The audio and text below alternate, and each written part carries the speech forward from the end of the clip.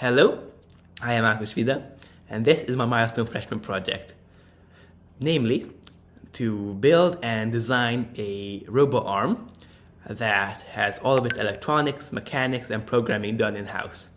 This is not on the list of freshman projects, but I was given permission from Adrian Matusz to do so. A quick outline of the presentation. First of all, there's a timeline of how I built the robot and what I want it to look like. Then there are some interesting parts inside of the robot.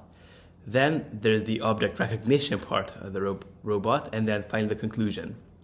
I'd like to highlight the object recognition because the goal of the robot is it's a robot arm, and the goal of it is to show it a marker and for it to be able to follow the marker. And so, this is a robot I found online. In certain aspects, it's similar to mine. For example, my robot arm also uses aluminum as structural elements, and it also uses 3D printed end pieces. But my robot costs significantly less than this one found online, and it is also much larger. So, this is the robot arm working and fully set up. The camera on the end is looking for a marker, and once it detects it, it follows it and tries to keep it in center of the picture, as can be seen on the screen on the right. To make this, the main parts are, first of all, there are the stepper motors. These are the motors that make the robot arm move. Then there's the Raspberry Pi. A Raspberry Pi is just like a normal computer, and it's the brains of the robot. But it has one special feature. It has little output pins that can be seen circled in red, and those are what it uses to control electronics. Then there is the cycloidal drive. This is a gearbox that's on all of the motors to make them strong enough to move the robot arm. And finally, there's a thrust bearing, which is a 3D printed thrust gear bearing, which makes the robot turn like this as well. So, first of all, I started off by creating a sketch of the robot and then purchasing the motors to build it. Once the motors were purchased, and here, as can be seen in orange, I designed the cycloidal drive. Then I wired everything up, as can be seen in green. There was actually quite a challenge because it took 136 wires needed to be connected together. In blue, you can see that I 3D modeled everything in Fusion 360 and then later printed it, assembled it, and then finally I went on to programming everything in Python. About the electronics, this is a part that I find quite interesting, is because the motors, they want AC current, and they want a lot of it. But the Raspberry Pi isn't able to give much power at all, and it's also not AC. So, a stepper driver is added to the mix, and the stepper driver's job, in a nutshell, is to take a small signal from the Raspberry Pi and turn that into a stronger signal that the motor can use. And basically, the Raspberry Pi tells it what to do, and then based on that, it gives the motors power from the power converter. The cycloidal drive is just like any other gearbox, but a bit different. So traditional gearboxes work by having an input gear and an output gear, and the ratio of the two determines how much, what the gear reduction is.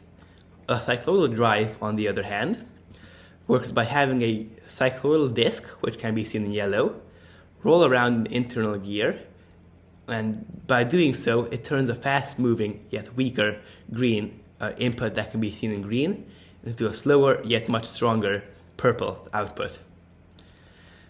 Then, there's rotating the robot. So generally, when we would want to make something rotate, like for example a car wheel, we'd put in a radial bearing, which can be seen like that. But these bearings aren't necessarily good from taking loads top down. So, if you wanted to build like a robot arm or a merry-go-round, for instance, you would need something called a thrust bearing. These bearings use like rollers to have two plates that can move freely on top of each other. And in the case of the robot arm, it is used to make the robot arm turn in the yaw axis. So, I 3D printed a thrust gear bearing The difference is that I replaced the cylindrical rollers that, as can be seen in the green picture, with 3D printed gears. And this is what the robot arm looks like. It's fully functional, which is great news, and it's doing what it should, so that's perfect. But then I also wanted to add computer vision capabilities. So as can be seen on the tip of it, I want that to be able to follow a marker. So to do that, I basically just put a camera onto the end of the robot. That camera is a Raspberry Pi camera. It's that big, and it's connected to the Raspberry Pi computer, which is controlling everything. And so this camera, what it does is that it takes a picture and it looks for a marker. The marker can be seen here. It's a white circle with a red outer ring around it. And the reason as to what the camera looks for is it looks for red pixels on a picture and then draws a bounding box around that. And inside of that bounding box, it looks for white pixels and looks for the white in the center. The reason for this setup is so that if only a white marker was used, in many backgrounds, there tend to be like a mix-up. Because instead of just locating the white, in this case, all the clouds would be seen as other markers, which would cause problems. So a red ring is added around the outside, and the reason for that is because in my experience, red is much rarer in backgrounds, but the white ring or the white circle in the middle is just kept there to make sure that it not false positive. So when looking for the marker, the robot arm has two modes of movement. So these two modes of movement both have different benefits and applications. So as can be seen on this slide, green is the base of the robot, which in the human body could be imagined as a shoulder. And then the red marker is the end goal where the robot wants to move. And so the robot arm has 3 joints, as can be seen in this side view image.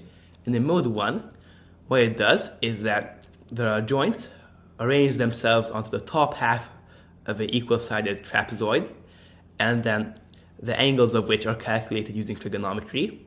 And in mode 2, it's not just an end coordinate that's given, but also the angle of the last joint of the arm. And this would be useful in the case where, for example, a glass of water has to be carried so it doesn't get spilled over. And in this case, I am using mode 2 because it's much easier to have the camera stay level to recognize everything. In conclusion, this freshman project for me was really fun to make, and it's currently working quite well. There are some limitations in regards of the electronics, but I say it's a big success and I really enjoyed making it. Thank you for your attention.